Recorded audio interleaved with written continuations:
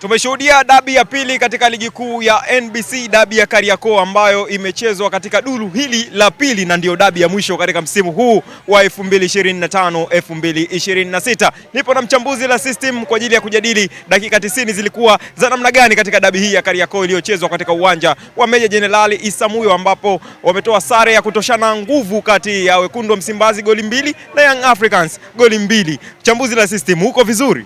Niko vyema. Njema kabisa. Ya, niko vyema kabisa. Niko vizuri. Kwa upande wako umeshuhudia dabi ya namna gani? Bonge moja ya mechi. Bonge moja ya mechi. Hizi ndo mechi ambazo tunaita mechi zenye hadhi ya dabi. Kwa nini? Kwa sababu unaona kila upande walikuwa wanaitaka mechi. Simba walikuwa wanaitaka mechi, Yanga walikuwa wanaitaka mechi. Ukiangalia kwenye mpango kazi wa walimu wote wawili, kwanza ukianza na mwenyeji ambaye ni Simba, Steven Baka, yeye leo amekuja na kitu cha kitofauti kwenye muundo wake wa timu. Ukiangalia kwenye system alianza na 4-3-3 ile, lakini ndani kwenye hiyo 4-3-3 kulikuwa na mabadiliko kadha ambayo binafsi mimi awali nilisema endapo hii plani ya Steven Baka itafanikiwa, manake itakuwa dhahama kwa Young Africans. Endapo Young Africans wakifanikiwa kutegua mtego ambao walikuwa wameuweka Steven Baka, manake pia inaweza ikawa dhahama kwa Simba. Nini ambacho Steven Baka ameweka?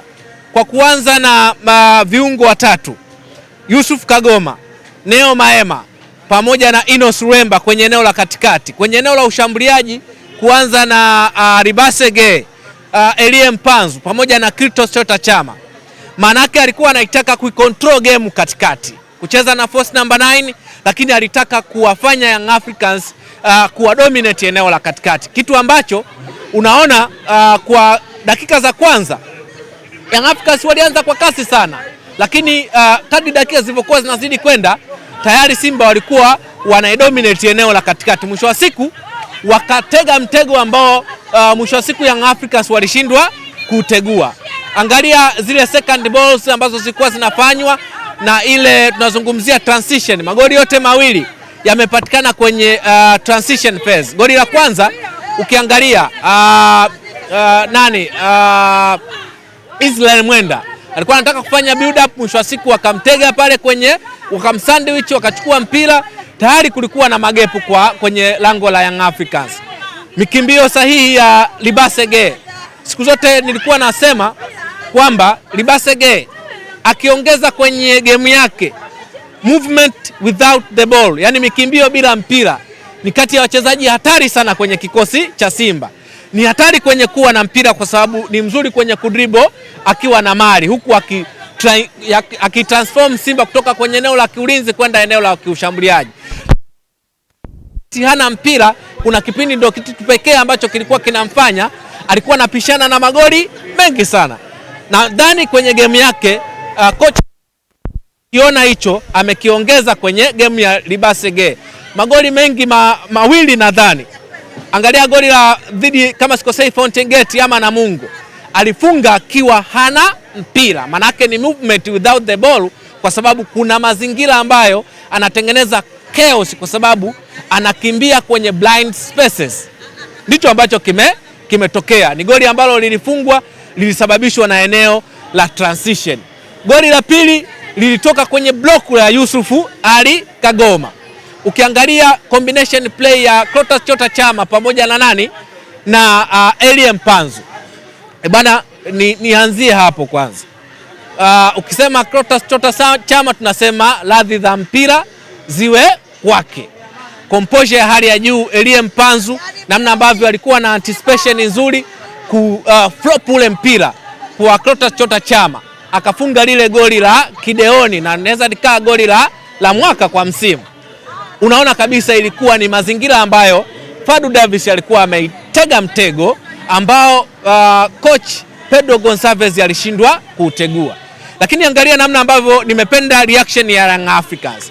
Pamoja na kuifungwa magoli mawili, kuwa kwenye utangulizi wa magoli mawili, calmness, lakini pia spirit ya upambanaji ya wachezaji wa Young Africans ikaanza kugain momentum kwa wachezaji wa Young Africans. Mwisho wa siku kile ambacho nilizungumzia, ule mtego ambao waliutega Steven Becker ndio ambao pia ulikuwa udhaifu wake.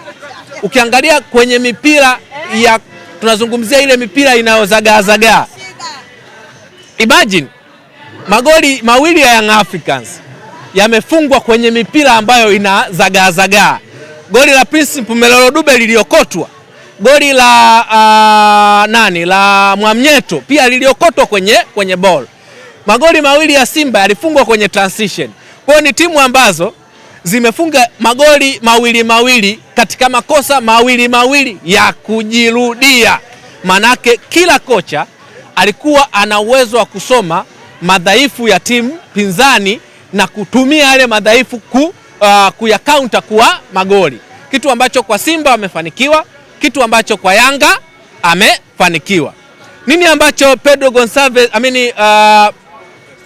Steven Becker, ukiangalia kwenye system yake alijaza viungo wengi, lakini ukiangalia kwenye kiungo cha ukabaji alimweka kiungo mkabaji mmoja ambaye ni Yusufu Ali Kagoma, of which timu ikiwa haina mpira wanahitaji kuchukua mpira. Maana yake Simba walikuwa wanahitaji kustruggle zaidi kuokota, kuchukua mpira, kurudisha kwenye himaya yao, kwa sababu Neo Maema ni mchezaji mzuri wakati timu ina mpira, ila timu ikiwa hana mpira maana yake ni mchezaji ambaye anakuwa tunazungumzia matumizi yake anakuwa ni hafifu. Ni kitu ambacho unaona Young Africans wamejitahidi kutumia katika hayo mapungufu, lakini respect kwa Yusuf Ali Kagoma ambaye amefanikiwa kucheza kwenye base ya midfield as a single pivot kwa dakika zote 90 bila kuruhusu madhara kwenye eneo lake, tunazungumzia ya kiulinzi. Lakini pia ukiangalia kile ambacho alikifanya Steven Becker ndicho ambacho alikuja kukifanya Pedro Gonçalves kipindi cha pili. Kamtoa Damaro, umeona, akamuingiza akamuingiza Depu, akamtoa Israel Mwenda, akamuingiza Yao Kwasi. Manake akabakia naye na kiungo wa ulinzi mmoja. Maana yake ni nini? Alisema tucheze mpira. Kama ona wewe kiungo wa ukabaji mmoja na mimi nina kiungo wa ukabaji mmoja, nani ambaye ataweza sasa kuwini beto ya eneo la katikati? Ukiangalia mazingira yote ambayo yalitengenezwa, binafsi naweza nikamsifu kwa kiwango kikubwa coach Pedro Gonçalves, kwa sababu ndiye ambaye alitanguliwa nyuma, mwisho wa siku akaja kukaunta kurudisha magoli yote mawili. Unaonaje mbio za ubingwa kwa hivi sasa, chambuzi la system? Mbio za ubingwa zimebaki pale, gepu limebaki pointi 5. Kwa Young Africans kwa spirit ambayo wako nayo, manake tungetegemea kwamba leo Simba wangemvuta shati, ila imeshindikana. Kama imeshindikana, maana yake beto bado iko pale. Unamuona Young Africans yuko mbele zaidi ya kuweza kukaribia ubingwa dhidi ya mtani wake ambaye ni Simba, ingawa bado unaona mbio bado ni mbichi, kwa sababu ni mchezo wa 10 na ngapi, 19 20, mchezo wa 20 manake bado mechi 10, lolote linaweza kutokea. Lakini kwa Simba sasa hivi wao wanachoombea ni kumuombea mtani wake apoteze mechi, of which kitu ambacho kinaweza kikawezekana ama kisiwezekane. Mbio za ubingwa zilikuwa mikononi mwao leo kuweza kumpunguza kasi ama kumvuta shati Young Africans ili kuanza kutengeneza momentum ya kupunguza gepu la pointi kwa ajili ya kwenda kupambania kwenye ubingwa. Shukrani sana chambuzi la sisi. Asante sana.